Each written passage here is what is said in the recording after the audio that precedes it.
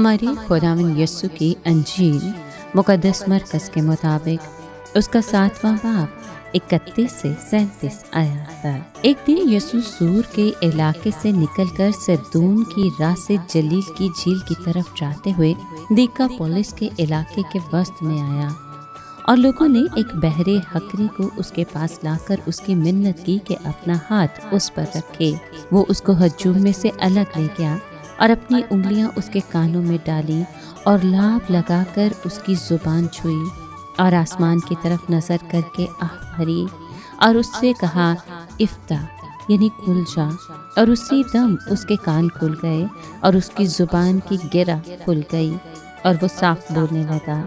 اور اس نے انہیں حکم دیا کہ کسی سے نہ کہیں، لیکن جتنا وہ ان کو منع کرتا تھا اتنا ہی زیادہ چرچا کرتے رہے، اور انہوں نے نہایت حیران ہو کر کہا، اس نے سب کچھ اچھا کیا، وہ بہروں کو سننے اور گونگوں کو بولنے کی طاقت دیتا ہے۔ پاک کلام کے پڑھے اور سنے جانے پر خدا کی برکت ہو، خدا کا شکر ہو۔ عزیز دوستو، آج کے کلام میں ہم سنتے ہیں کہ یسوع ایک ایسے شخص سے ملتا ہے جو نہ سن سکتا ہے اور نہ صاف بول سکتا ہے، یعنی وہ دنیا سے کٹا ہوا تنہائی میں جینے والا انسان تھا۔ یسوع کا اسے بھیڑ سے الگ لے جانا اس بات کی علامت ہے کہ خدا ہر انسان سے انفرادی طور پر معاملہ کرتا ہے۔ وہ ہجوم میں گم نہیں کرتا، بلکہ خاموشی میں شفا دیتا ہے۔ یسوع کا کانوں کو چھونا اور زبان کو چھونا صرف جسمانی عمل نہیں، بلکہ یہ پیغام ہے کہ خدا ہماری کمزوریوں کو چھونے سے نہیں گھبراتا۔ آسمان کی طرف نظر اور آہ اس بات کو ظاہر کرتا ہے کہ شفا صرف طاقت سے نہیں، بلکہ دل کے درد اور رحم سے آتی ہے۔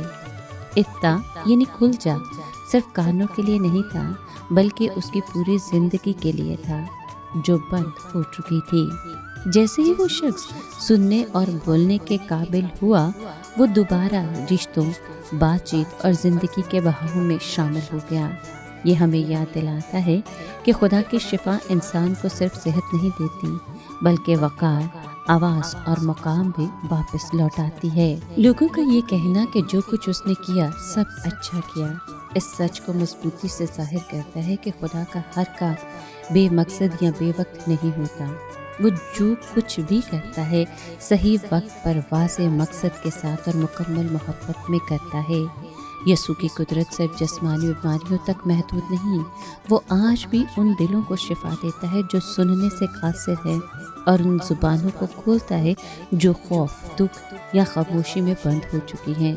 خدا انسان کو صرف صحت نہیں دیتا، بلکہ اسے نئی زندگی، نئی سمجھ اور نئی آواز عطا کرتا ہے۔